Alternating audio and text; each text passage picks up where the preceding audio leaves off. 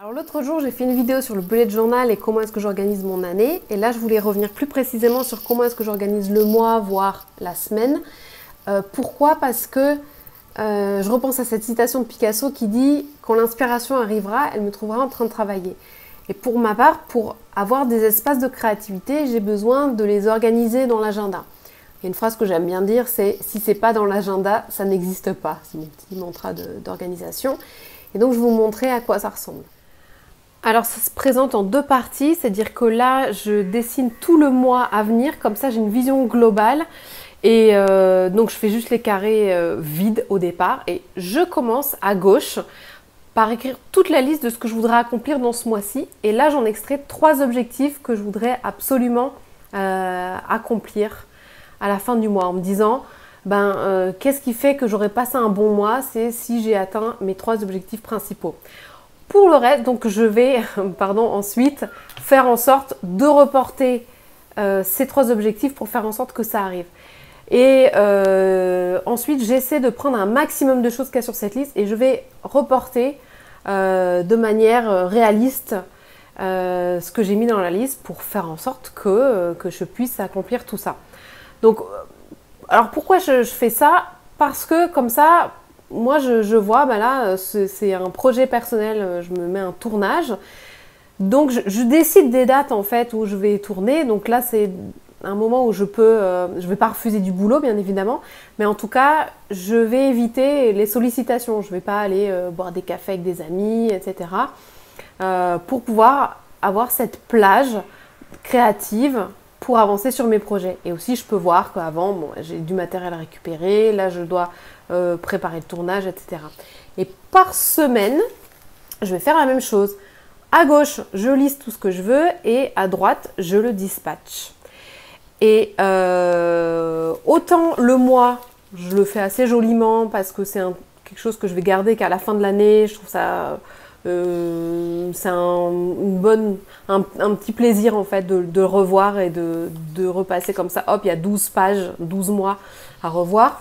Autant chaque semaine, quand c'est terminé, je fais une croix et puis après, c'est un cahier de brouillon que je vais jeter à la fin de l'année. C'est pas très grave.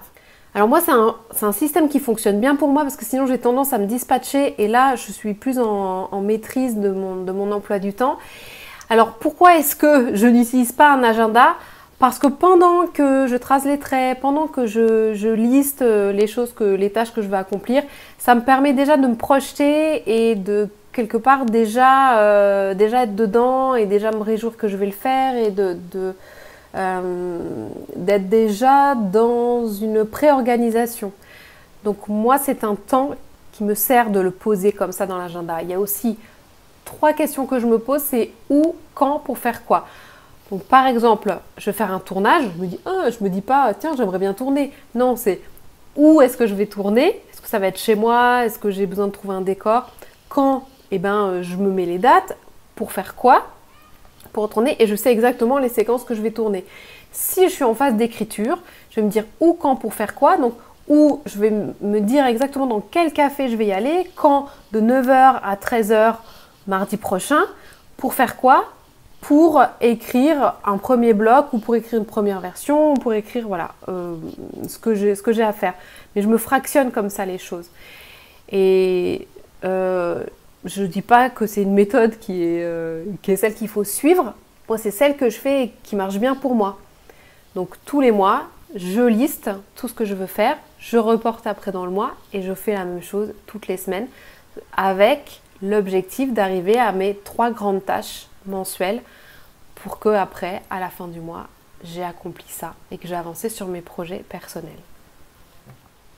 Et bien évidemment, je termine cette vidéo par vous demander ce que vous faites parce que moi, l'organisation et la productivité, c'est des choses qui me passionnent. Et notamment parce que en école de théâtre, c'est pas des choses qu'on nous apprend. Enfin moi, c'est pas quelque chose que j'ai appris dans mon cursus, donc je continue toujours d'essayer d'apprendre comment est-ce que je peux m'organiser pour pas que le temps me file entre les doigts. Donc si vous avez des astuces, si vous avez des méthodes que vous appliquez qui fonctionnent, partagez-les moi dans les commentaires ou vous m'envoyez un message en privé si vous préférez. parce que je voudrais savoir comment vous faites et comment je voudrais après le tester pour me l'approprier si ça fonctionne. Et après peut-être le repartager aussi selon mon expérience. Donc merci à vous et j'espère que cette vidéo vous sert et vous plaît.